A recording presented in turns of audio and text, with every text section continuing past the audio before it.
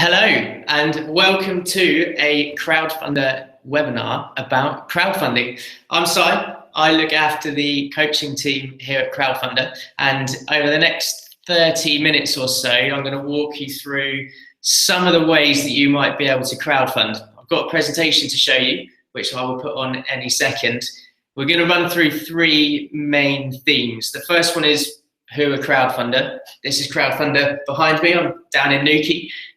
Broadcasting from our HQ. And then I'm going to talk to you about what crowdfunding is at quite a high level. We'll have a look at a few examples. And then we'll get into the really good stuff, which is, should you want to crowdfund, this is how you do it. So without further ado, I think I'm going to get straight into it because we've got quite a lot of content to go through. So I'm going to share my screen. Give me 1 second. So you should be able to see the screen now. And now we've got the presentation. Good. So, as I said, I am broadcasting from a company called Crowdfunder. Crowdfunder is effectively the UK's #1 crowdfunding platform. We help lots of people all over the UK raise money for ideas that they want to see happen. And they do that by reaching out to the crowd, their local community, people in their industry, anybody who wants to support their idea. What does that look like in terms of numbers? So we're by far the largest platform that's based in the UK. And that means that we've got 500,000 people who have supported projects on our website and over 50,000 individual projects that we've worked with. There's a real range of projects that you'll see on Crowdfunder. It could range from a small £50, £100, very local community project, all the way through to a project like the Glenwithers Distillery, which raised £2.5 million. We've in total raised about £25 million for projects across the UK, making those ideas happen. And that's a number that's going up very, very rapidly. Crowdfunding is a relatively young industry. And in terms of the growth rate of the industry, it's multiplying by about a factor of 4 year on year. And Crowdfunder is right at the very tip of that wave. We have hundreds of projects that get added to the site on a daily basis, and we're ranked #1 on Google. And all of that's really good for you if you're intending to run a project, because it means anyone searching for the project that you have online, if they go via Google, if they go via Crowdfunder, they're going to find you really easily. One other really important statistic, which I'll pull out of this slide, is the 42% average success rate. So that's a number which looks at the difference between a project which goes live and a project which successfully raises the funding that they require. And the average in the UK across all platforms is about 23% of projects that process will go on to actually fund successfully. And ours is nearly double that, so at 42%. And a lot of that's down to the resources that we have available, the coaching and tips and advice and one-to-one personalized coaching that you might be able to have access to. And we're constantly innovating in that space, and we're constantly creating new guides and learning as much as we can and making sure that you, as the person running the project, have access to as much of that information as possible. So that's Crowdfunder. Funding. If you are reading the newspaper or you've got Spotlight on, there's a number of different types of crowdfunding that you'll see in the news. The first one that you might come across is called equity crowdfunding. That is for businesses, and it's a Dragon's Den style of crowdfunding where I would give you some money, and in return you would give me a percentage stake in your business. We don't do equity crowdfunding on Crowdfunder, but we sit in the center of a network of platforms and support structures that means we can support you if you want to run an equity project. So if you have got a business and you've got 2 years worth of accounts and you're looking to raise a significant amount of capital for growth, then let us know, because although it won't be on Crowdfunder, we can talk to one of our partners and get you hooked up to do some equity crowdfunding. The next one along is lending. also known as debt crowdfunding, also known as peer-to-peer, also known as mini bonds. And that is very similar to going to the bank for a loan, except for rather than reaching out to one financial institution, you're reaching out to hundreds of small lenders, which is the crowd. So in that scenario, I would give you some money, and in return, you would give me a percentage, an interest repayment on that loan that I'm giving you. Usually that's anywhere from between 6 to 8%. Similarly, like equity, Crowdfunder doesn't run lending crowdfunding projects on our platform. However, if you're interested in using a lending crowdfunding platform, again, we can hook you up with some of the best people in the industry, and I'm more than happy to do that. The third one that you can see on the slide there is community shares. Now, community shares is strictly for a community group that's intending to buy a asset that has some sort of community value. And you raise the funding by offering a share in that asset. So it's very similar to equity in that sense. And if you're able to raise the amount of money that you need and you can purchase that asset then becomes a community-owned and a community-run asset. And I'm going to swap the word asset for some of the types, some examples of community share offers that we've run, because I think that will make slightly more sense. So you could, for instance, purchase your local pub as a community, and that pub would then be run by your community, and it'd be your community who goes there and drinks it, and the pub's owned by the community. You could also do a similar thing with a football club, where the football club is not owned by one or two large investors, it's owned by lots and lots of people, and every one of those people has a share in the football club. And every one of those people has one vote in the football club, and it's owned, run, managed by the community. To run a community share offer, you need to be set up as a community benefit society, which is the type of registration. And unlike equity and lending crowdfunding, Crowdfunder does offer community shares on our platform. So you can run a community share offer on Crowdfunder, direct on the platform, and it looks just like all the other projects on there, the rewards-based projects, which is what we're here to talk about mostly today. That's the last one on the slide there, rewards-based projects. And this is where a community group or a business or a charity or a social enterprise or an individual can raise money for an idea, make that idea happen. And in return for somebody giving you money, you would give that person some sort of product or service or experience, a tangible thing that doesn't have a base in a financial return.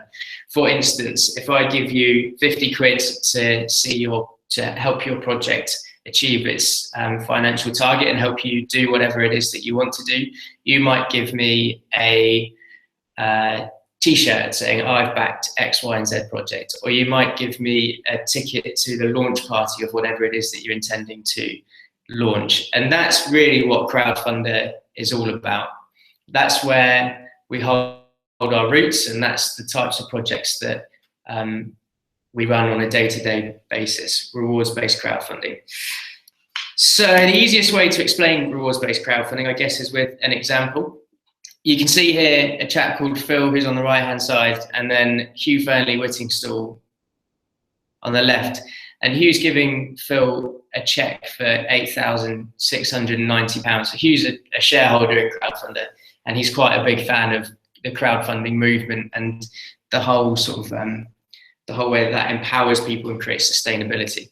So Hugh's a big fan of what we do, and this was one of our really early success stories, I guess, Leeds Bread Cooperative. And what Phil wanted to do was start up a bakery. He'd always wanted to start a bakery, but he needed some money to do that. And he reckoned that he had most of it, but he needed about £8,000 to purchase the bread oven, which of course is one of the most vital bits of equipment in the bakery. So he went to the bank, and the bank said, Phil, you're not a baker. We don't have much confidence in you starting this business. So I'm afraid that you're just too risky for us. We can't give you any money.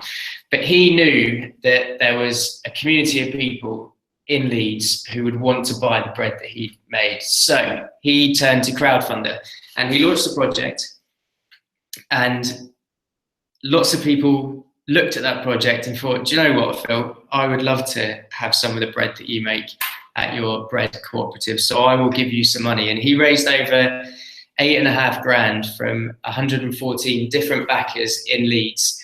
And everyone who was giving him money was expecting something back in return. And some of the rewards he did were really clever because they were linked into the types of products that he'd be creating anyway. So for 10 quid, you could go in and get a couple of cakes and a couple of coffees when he was up and running. And as you go up through the different ranges of rewards, for £100, you could come in and get 1 loaf of bread every week for a whole year. And that's how he raised all of that money. He ended up buying the bread oven, and he's gone from success to success at Leeds Bread Cooperative. Interestingly, there's actually like a 0.6 on there, which is he went back to the bank after launching and said, I've got my bakery up and running, and I've got lots and lots of people who are coming and buying my product. 114 of those have come straight from a crowdfunding project that wanted to back me so much that they gave me some money to help me launch before they'd even had any of my bread. And at that point, the bank turned around and said, that's really good. How much money would you like to borrow? And they gave him a loan sort of there and then. They said, yeah, this is great. You're obviously doing really well. You've proved to us that you're not a risky investment for us, and we're happy to give you some money. So that's rewards-based crowdfunding. That's what we're going to talk about. That's what we're doing. Why would you want to do it is probably a question. It's definitely a question that would be going through my mind. And there's a few reasons. So we've spoken about the money that Phil got. That's obviously the most important thing. That's the primary reason why lots of people turn to crowdfunding. But there's a lot greater benefits than just the amount of money that you might be raising. I'll go from left to right on what you can see on the screen there. So marketing's a massive one. It's really, really difficult to fund a crowdfunding project if you're unable to get anybody to look at the project page. It just doesn't happen. You need people looking at the page in order to get people pledging towards your project. And to get people looking at your page, you have to market what you're doing. And so a natural byproduct of a successful crowdfunding project is massive amount of awareness, loads of exposure, and loads of engagement. It's really, really great way of marketing what you're doing and getting lots of people knowing about, understanding, and aware of the sorts of things that are going on at your community or at the business that you want to launch or whatever your project might be. The press really love crowdfunding. There's always loads of stories about crowdfunding. It's a great way to get some PR for what you're doing. It's a really engaging way to get people across your social media channels and to build those up. TV, radio, all of the direct marketing channels. It's a really good way of talking to your audience. So the marketing is massive. Validation is a key one for if you're looking to go for further funding after you do some crowdfunding. So just like Phil and his bakery going back to the bank and getting a loan after he'd proved the concept, crowdfunding shows people who have big pots of money that actually you have something that the community wants to use and wants to be involved in. And that makes it makes you a far less risky place for them to put their money. And that validation's really, really key if you're talking to anyone like Sport England or the Arts Council or the Heritage Lottery Fund or any of the big grant makers or financial institutions. Crowdfunding is one of the best ways to evidence that you've got an idea that people want to see happen. And then on the bottom right, you've got advocates. And advocates, if you're into marketing and into sort of businesses and startups, you might see advocates being called a tribe, or you might see it being called early adopters. There's loads of different terms for it. What we mean by advocates is basically a core community of supporters. And importantly, it's a really highly engaged community of supporters. And that's what you get after you do a rewards-based crowdfunding project. Phil had 114 of them. If you are running a project that is, let's say you're buying you intend to buy your local pub and do a community share offer. You might have 200 people who are now all owners of this local pub that you've bought. And guess where? Every single one of them will be bringing all of their mates to have a pint on a Friday or a Sunday roast on the weekend. It's going to be that pub. They're going to want to make that pub successful. And it's exactly the same across community groups or musicians or artists or sports clubs. You build up a really strong group of advocates, and that's massively powerful for anything you do post crowdfunding. And of course, when you finish, you get a nice Excel spreadsheet which has got all of their names, all of their addresses, all the information, email addresses that you need about that person to then communicate with them moving forwards. So now hopefully we've covered who crowdfunder are, what crowdfunding is, why you would do it. For everyone watching this specifically, it's because you are part of the Origin housing world. And if you want to find out more about what that means, we've set up a page on Crowdfunder, which is crowdfunder.co.uk/Origin housing, all one word. And that campaign page shows you a bit more information about what crowdfunding is, specifically about how we're working with Origin housing. And there's some information about how to access some of the funding that Origin housing has available. I'd highly recommend going and taking a look at that before adding your project, because it might be that you can access some of the funding that's available, which would be brilliant, because that means you can raise double the amount that you need, or at least a bit more than what you're hoping to do. So that should be your home for the half an hour before you look at starting a project. Have a good old read through Origin Housing, Crowdfunder, and how we're working together. And at that point, hopefully, you should be at the stage where you are looking to start a project. And before you dive into starting a project, you need to have a look at what you can do for planning it. So there's three major themes to planning the project. One is to build up a team. The second one is to identify who your crowd is. And then the third one is to grow that crowd before launch. And I'm going to walk you through an example of a project that we felt did this really well. It's not based in Plymouth, but it is Southwest. And if you are into surfing, it's one that you might have heard of. It's called the Wave Bristol. And the Wave Bristol is an indoor surfing, an inland surfing lake.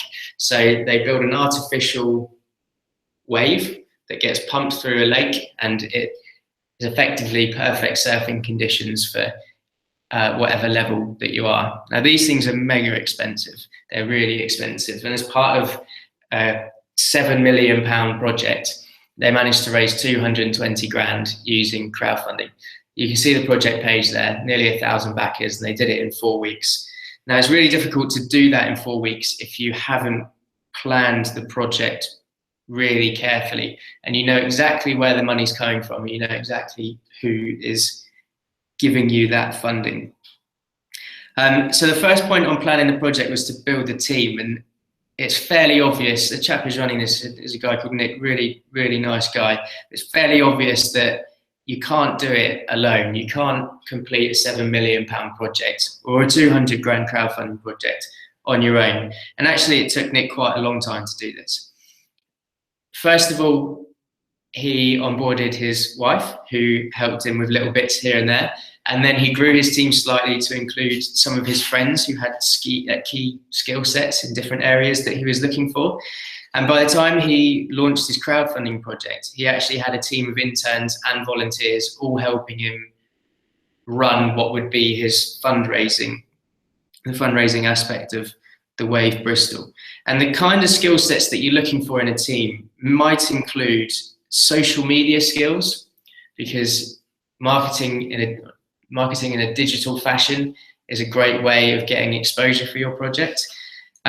Video making skills is something that is fairly niche. Not everybody has access to video making skills or has that capacity in-house, and you will need to do a video. General marketing, it really is down to unlocking different networks and driving those audiences to your crowdfunding page. So those are the sorts of skills that you're looking for. And of course, the bigger your team is when you launch a project, the more people that are going to back it straight away, because we all know 5 people who we can convince to pledge on a project just because they like us, not because they like the project, just because they like you as the project owner. And if you've got a team of 5 people and they can all convince 5 people, then that's 25 backers pledging from minute 0, and that's going to help you get off to a really good start.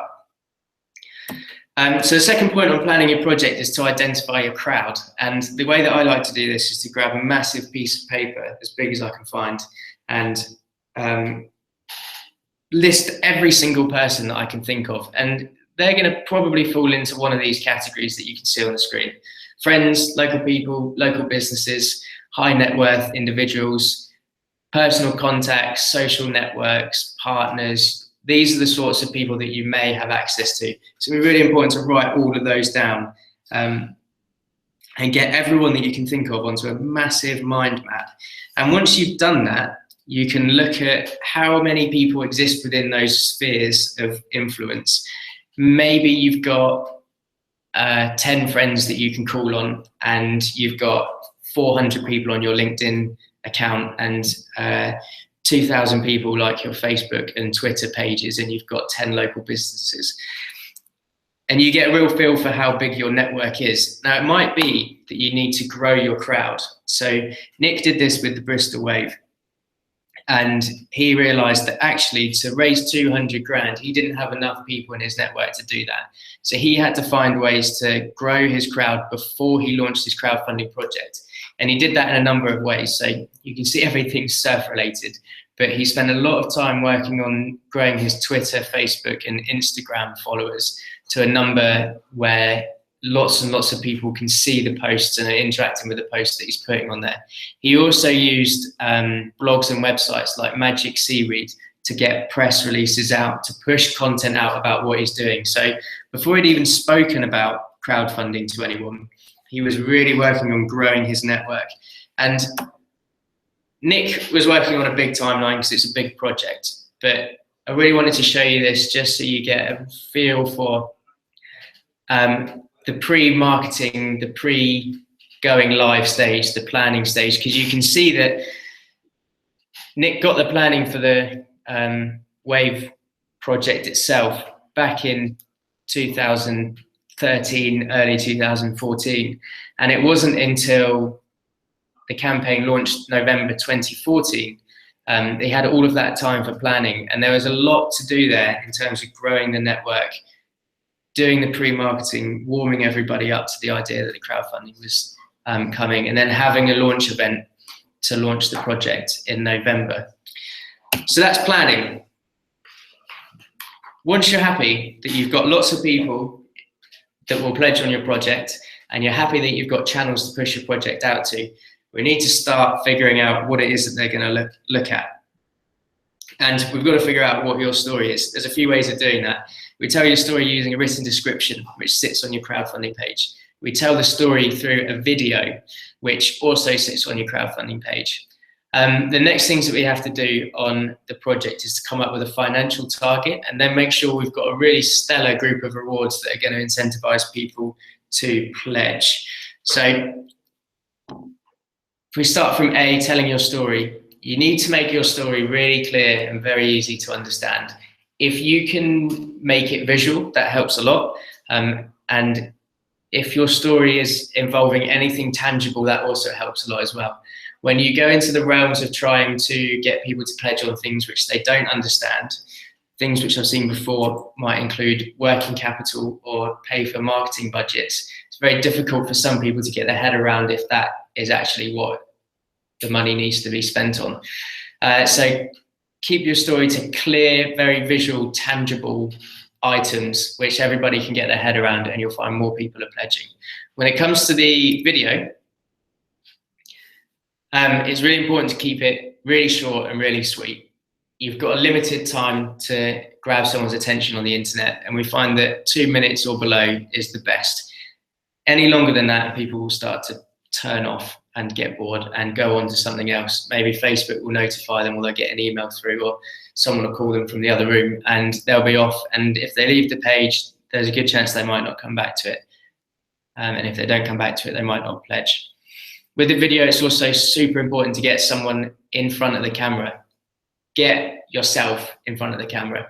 People are pledging for projects because they want to see them happen, but they won't back a project unless they know that there's a really good team behind it and the person who's running it is very passionate and they want to have that connection with you, and the best way for them to do that on the page is through a video.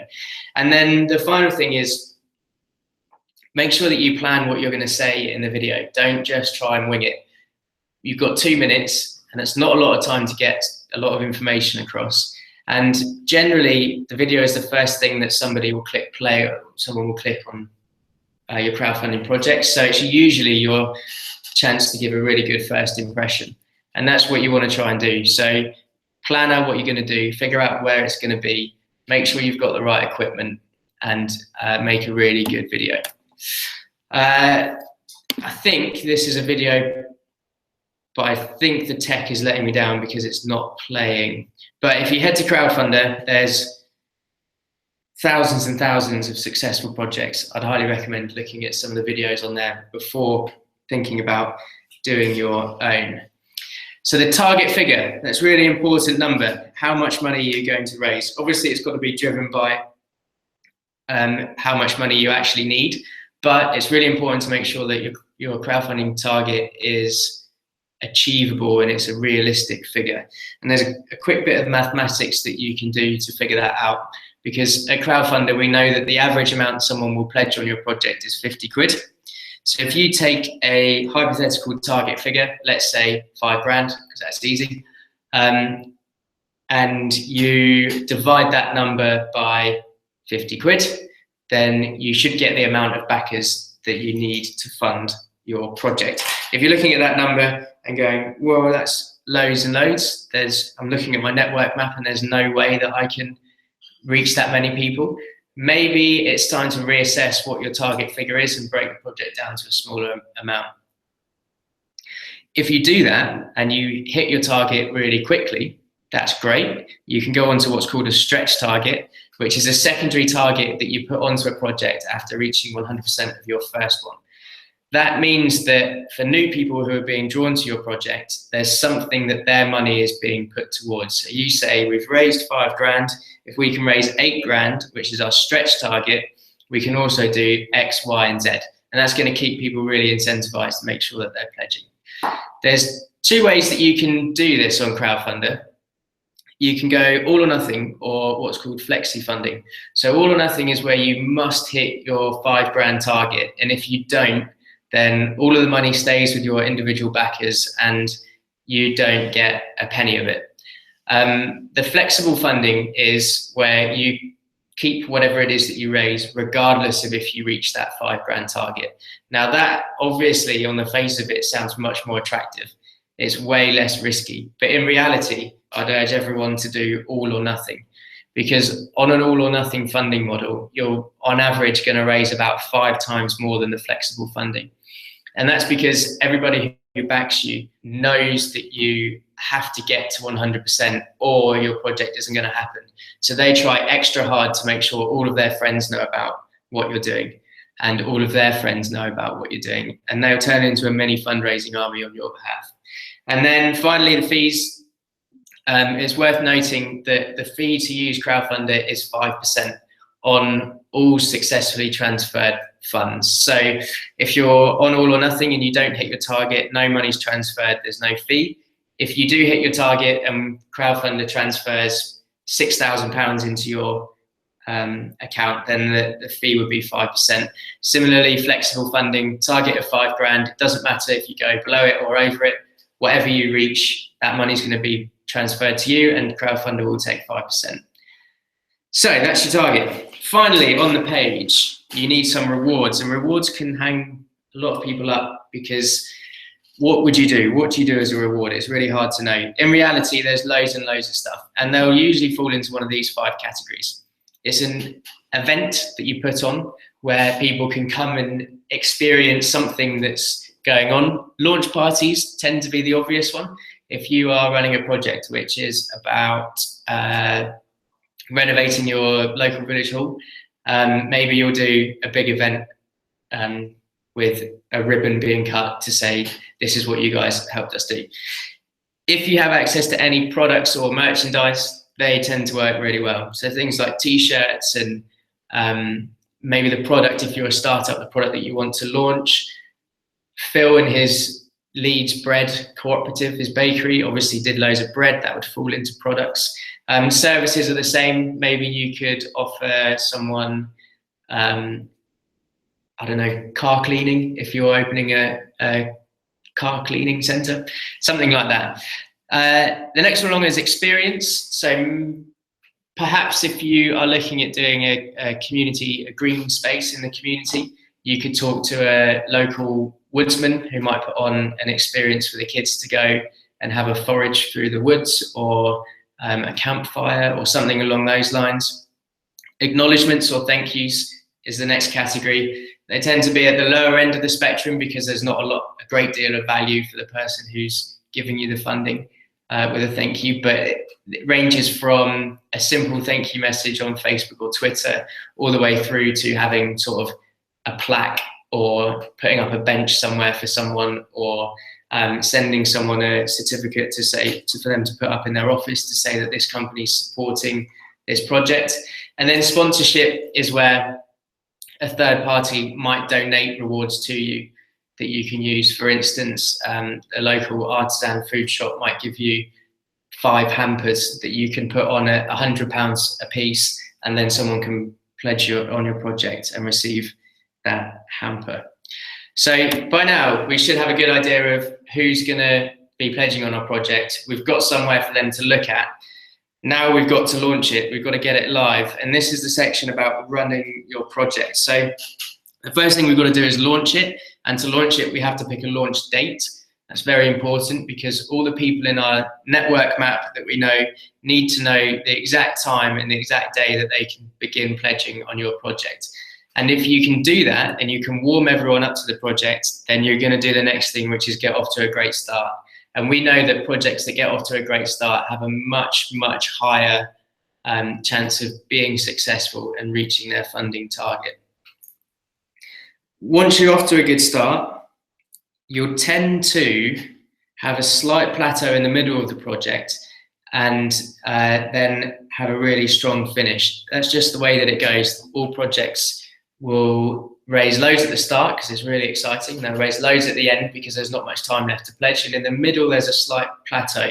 And so when that plateau is happening, it's really important to keep all of your supporters up to date and make sure everybody knows about what's happening with your project, what's going on. Make sure you're being very transparent and there's loads of communication. And you can do that on the platform, or you can do it on social media channels or via email. And that's the last thing, which is just to share. Make sure everybody knows what's happening with your project. Give them lots of updates on how much funding you've got, how much time there is left, anything cool that's happening offline, any big pledges that you've got. Make sure you're posting about it, make sure you're getting press about it, market your project as best as you can. Now, one project that did this really well is Otter Farm. And if you are a Grand Designs fan, this September, Otter Farm is going to be on Grand Designs with Kevin MacLeod. And as part of the Otter Farm project, he wanted to raise about 60 grand. And that 60 grand was going to go towards a school building of sorts on Otter Farm, where people could come and learn about foraging and cooking and sustainably growing food. And so we helped Mark at Otter Farm raise that funding. And here's an example of how it actually went when he launched his project. So what you're looking at here is a graph, a chart, which shows you the number of pledges by day of his project. And what I'm hoping you'll see there is that Mark got off to a really good start. So he raised over 6 grand on the first day. That's because he'd lined loads of people up. And it gradually sort of tailored off over the next 5 days. And then it started to grow again towards the end of the project, especially when Mark had about 7 days left. And the reason why it really took off in those last 7 days is he was being very clever with his updates. So Mark decided to run lots of competitions, and he ran repledging offers. And the way that he did that was by reaching out to everyone using the website updates. So he did 11 updates, which is a really good number. As soon as you launch your project, you'll have access to these update tabs, and you should treat it like a mini blog. It's a great way to talk to everyone who looks at your project. But much more than that, it's a really good way of talking to all of your backers. So every time you do a project update on Crowdfunder, all of your backers will be notified via email, and they'll be directed back onto your crowdfunding project to re-engage with what you're doing. So it's a very powerful tool. And all of this is available to everyone who wants to crowdfund. The updates, you get a really smart dashboard which has a graph just like the one I showed you, with number of pledges by day. You get to see how many people are landing on your page, where they're coming from. All of that information is held in the dashboard section as soon as you go live. And it's the system, the Crowdfunder system, which is really going to help you be more successful. And it's one of the reasons why we've got a success rate much higher than everyone else in the UK, because we give you as much data as possible, and you can make informed decisions off the back of that. The other thing that Mark managed to do quite well is to get people like Kevin MacLeod to share his project. And that's massive, because Kevin MacLeod obviously has lots of followers, and when he says something, lots of people will sit up and take note. And that's the kind of thing that you want to be trying to do when you're running a live project, is finding these key audiences, the key people who can support your project. Now, I've just seen the time. We're running a little bit over. So I did have a few more examples, but I'm going to have to glance over them slightly. These are all projects that are based down in the Southwest and have a community aspect to them. They're all on Crowdfunder as success stories. So my advice would be to head over to Crowdfunder at your earliest convenience and take a look at what other people have done and what you think you can emulate and replicate. This is a particularly good one, a restoration project in a local community, £13,000 raised. And that is the end of the presentation. So I'm going to flick back and just check if we've got any questions that have come through over the last five minutes of the Hangout. So if I come out of here and stop presenting. Okay, so hopefully you can see me again now. And I've got some questions that people have been asking. Number one, do you have any guides that I can download? Well, yes, we do. We have lots and lots of guides that you can download. And if you go to Crowdfunder, on the very top of the screen, right about here, there is a section called Help, or How It Works, and click on that, and there's tons and tons of information there. There's also success stories. There's a thing called the 95 tips. There's a support section of Crowdfunder where you can ask questions and get some real-time feedback. There's live chat. There's loads and loads of things that you can have a look at before setting up a project, and I would highly recommend that you do. It all sits on crowdfunder.co.uk. Can we crowdfund as part of a bigger project? Yes, you can. So in the example that we had a look at where Nick was doing crowdfunding for the Wave project, that was 200 grand, which granted is a really big number, but it was part of a £7 million project. And actually what that 200 grand helped them do was unlock some of the X number of millions to get the project really going, the project as a bigger project. And if you need to raise a really high number, hundreds of thousands, it's always worth having a think about what part of it you could segment off to do the crowdfunding with. The average crowdfunding project on Crowdfunder is about 5 grand or so. So to raise the 200, you need a really big network. Remember, it's £50 per backer. So that should give you an idea of how many people you need pledging for a 5 grand project versus a 200 grand project. But yeah, we love bigger projects that are crowdfunding. We love smaller chunks of big projects that are crowdfunding, and we can find ways to make it really visible. Good question. Another question. So most people in our area have no disposable income. How can we convince them to spend it on the project? That is a good question. And that's really where the rewards come in. So if you're asking someone for a donation, they may or may not give it to you, depending on their disposable income and how generous they might be feeling. If you say to that same person, will you give us some cash? And look, in return for this cash, you're going to get a reward, which is super good value, and it's going to be quite an exciting day out foraging or whatever that might be. All of a sudden, you're turning that into more of a transaction, and that person gets the benefit of whatever reward that you're giving them. So they're getting something real and tangible back, but they're also getting that same feeling of, hey, I've just helped a local community project, and that makes me feel good. So it's a double whammy. And that's the angle that I would be taking. I would be promoting the fact that this isn't just a request for cash. This is a request to be part of a community that's making something happen. And for everyone who wants to give to that community, it's really important that they know they're going to get lots back. So that's what I would do.